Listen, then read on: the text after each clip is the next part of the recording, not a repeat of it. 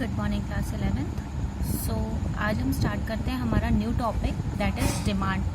ये हमारा चैप्टर 3 है जिसमें हम डिमांड पढ़ेंगे। अभी तक हमने कंज्यूमर इक्विलिब्रियम पढ़ा, इंट्रोडक्शन पढ़ लिया। ना आज हम न्यू अपना चैप्टर स्टार्ट करते हैं दैट इज़ डिमांड। अब देखो डिमांड क्या होती है। पहले तो समझो कि हमने अभी तक दो चीज़ें पढ़ी थी कंज्यूमर इक्विलिब्रियम में। एक था आपका वांट और एक था आपका डिज़ायर। ठीक है, तो देख लेते हैं वांट क्या होती है। समझ लो वांट क्या है। It is that desire which is backed by the ability and willingness to satisfy it.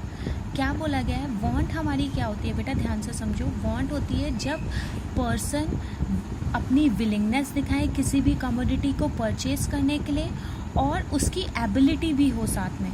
मतलब एबिलिटी और विलिंगनेस दोनों साथ में हो तब वो हमारी वांट बनती है जा कर के।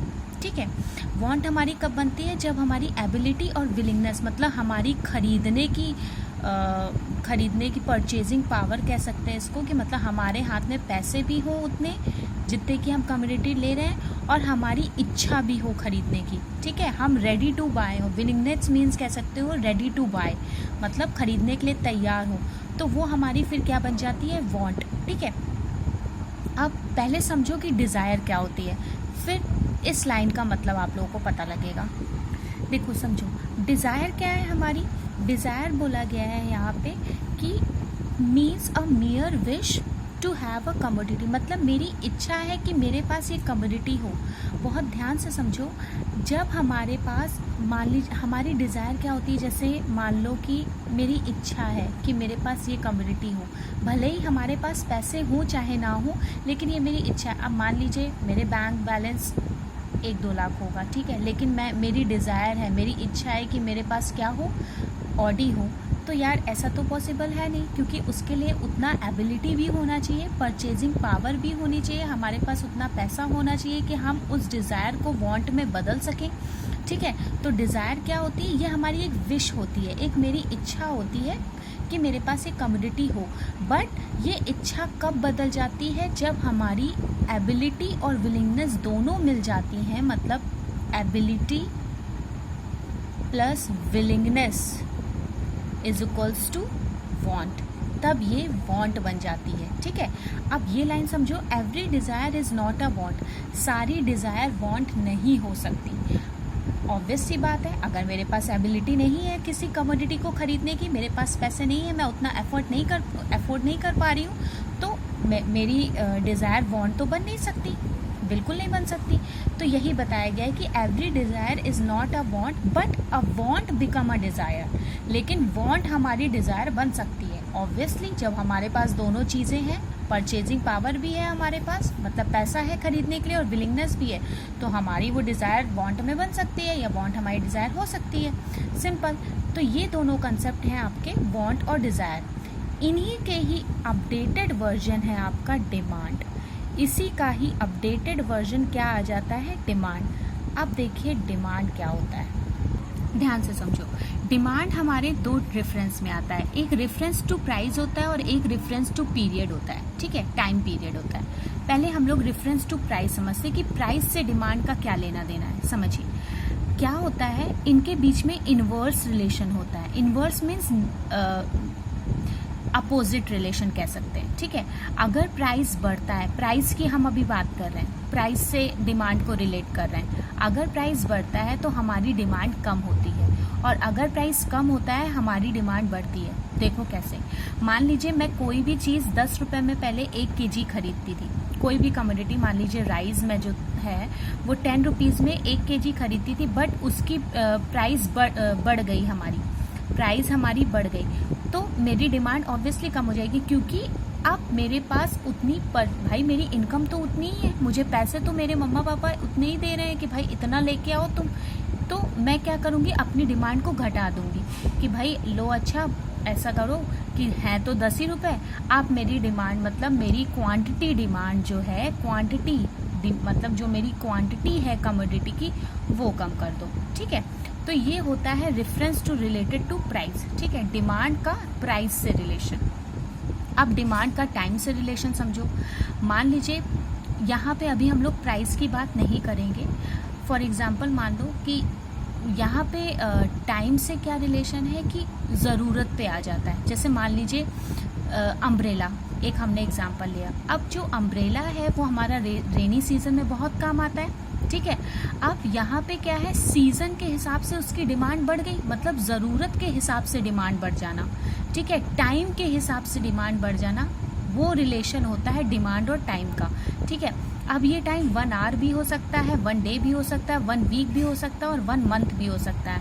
मान लो रेनी सीजन है, भले ही प्राइस कितने भी अप हो, ऑब्वियसली प्राइस अप होंगे, लेकिन मैं अपनी ज़रूरत को उस टाइम पे मुझे अम्ब्रेला की ज़रूरत है, तो मैं क्या करूँगी, उसको परचेज कर लूँगी, भले ही वो कितने का भी मिले। अभी हमें प्राइस से लेना देना नहीं है, हम मेन टाइम की और ज़रूरत की बात कर रहे हैं। तो ये दोनों होता है हमारा रेफरेंस टू प्राइस और reference to time. Reference to price और रेफरेंस टू टाइम ये दोनों होता है, ठीक है। नाउ एक इसकी डेफिनेशन पढ़ लेते हैं। Demand is the quantity of a commodity that a consumer is willing and able to buy at each possible price during a given period of time. देखो गिवन पीरियड ऑफ टाइम में क्या बोला है, demand एक वो quantity है किसी भी कमोडिटी की जो कि consumer willing and able to buy, दोनों चीज़ें आ गई कि मतलब वो कैपेबल भी हो, अफोर्ड भी कर सकता हो उस चीज़ को, और उसकी इच्छा भी हो।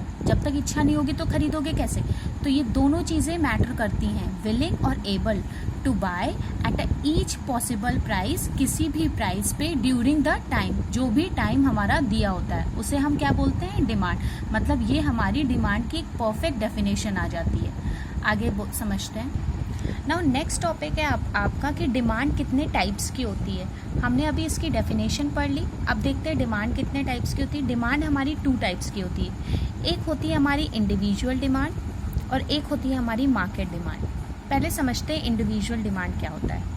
इन this we talk about the quantity of a commodity that a consumer is willing and able to buy at a period of time. समझो क्या बोला गया है कि इंडिविजुअल डिमांड वो डिमांड होती है जिसमें हम एक पर्टिकुलर इंडिविजुअल की बात करते हैं, ठीक है, उसकी डिमांड की बात करते हैं। हमें और इंडिविजुअल से, हमें और किसी से मतलब नहीं है, हम सिर्फ एक कंज्यूमर या एक लोगों की बात करें, जहाँ पे उसकी डिमांड की बात करें या वो कितनी क्वांटिटी में कमोडिटी खरीद रहा है उसकी बात करें, तो वो हमारा होता है इंडिविजुअल डिमांड, ठीक है।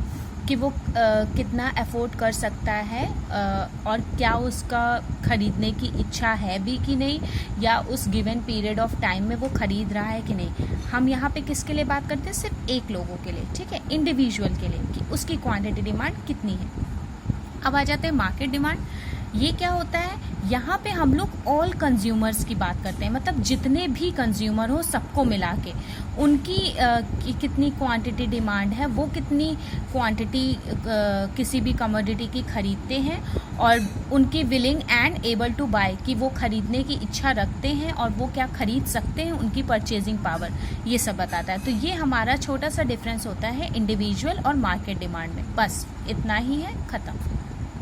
सो अभी तक हमने कौन कौन से टॉपिक क्लियर कर लिए। हमने डिमांड पढ़ ली, हमने demand as a reference to money पढ़ लिया और एज अ रेफरेंस टू आपका टाइम पीरियड पढ़ लिया। हमने और क्या पढ़ लिया, हमने पढ़ लिया डिमांड की डेफिनेशन और इंडिविजुअल और मार्केट डिमांड पढ़ ली। अब आ जाते हैं डिटर्मिनेंट्स एंड फैक्टर्स। ये डिटर्मिनेंट्स क्या होते हैं और फैक्टर्स क्या होते हैं, इंडिविजुअल डिमांड को कैसे ये अफेक्ट करते हैं। यहाँ पे हम लोग इंडिविजुअल डिमांड की बात करेंगे, बहुत ध्यान से समझना। कुछ फैक्टर्स ऐसे होते हैं, कुछ डिटर्मिनेंट्स ऐसे होते हैं जो डिमांड को इफेक्ट करते हैं। यहाँ अभी हम इंडिविजुअल लेवल की बात करेंगे जो डिमांड को इफेक्ट करेंगे। सबसे पहला है आपका price of the given commodity. सबसे पहला आपका है price of the given commodity. अब देखो ये क्या होता है, price of the given commodity में बेटा ये इसका इन्वर्स रिलेशनशिप, अगर हम पॉइंट्स में बात करते हैं कि प्राइस, हम किसी भी कमोडिटी का प्राइस हमारी डिमांड पे या इंडिविजुअल डिमांड पे कैसे इफेक्ट करता है, हम ये बताएंगे। पहली बात तो इसमें इन्वर्स रिलेशन होता है, जैसे कि मैंने पहले बताया था कि प्राइस बढ़ेगा तो डिमांड कम होगी, प्राइस कम होगा तो डिमांड बढ़ेगी, ठीक है। तो इनके बीच में inverse relation between price and quantity demand, ठीक है। क्वांटिटी डिमांड और प्राइस के बीच में अपोजिट रिलेशन होता है। प्राइस बढ़ा, डिमांड कम हुई, प्राइस कम हुआ, क्वांटिटी डिमांड ज़्यादा हो गई, ठीक है।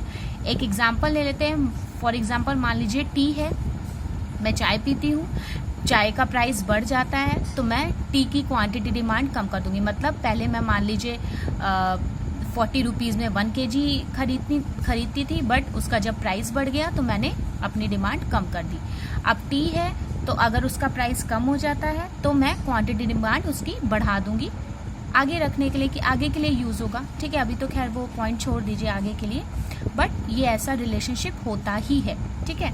तो ये हमारा क्या है, प्राइस ऑफ गिवन कमोडिटी। मतलब अगर प्राइस बढ़ता है किसी भी कमोडिटी का तो हम उसकी डिमांड कम कर देंगे, क्वांटिटी डिमांड। क्वांटिटी डिमांड क्यों बोला गया, क्योंकि हम यहाँ पे क्वांटिटी कम कर रहे हैं, ठीक है। किसी भी चीज़ की हम क्वांटिटी कम कर रहे हैं, ठीक है। और अगर प्राइस कम होता है तो उसकी हम क्वांटिटी ऑफ अ कमोडिटी की डिमांड हम ज़्यादा कर देंगे, ठीक है। इतना था price of the given commodity में। पढ़ लेते हैं price factor affecting demand for the given commodity. It exist N inverse relationship between price and quantity demanded. Inverse relationship बताता है प्राइस और क्वांटिटी डिमांड का। Means price increases, quantity demand decreases. अगर price बढ़ेगा तो क्वांटिटी डिमांड डिक्रीज होगी और vice versa, ठीक है। इतना होता है हमारा प्राइस ऑफ गिवन कमोडिटी। ये पहला डिटर्मिनेंट है हमारा कि प्राइस का कैसे रिलेशन होता है, अफेक्ट करता है इंडिविजुअल डिमांड पे। नेक्स्ट पढ़ते हैं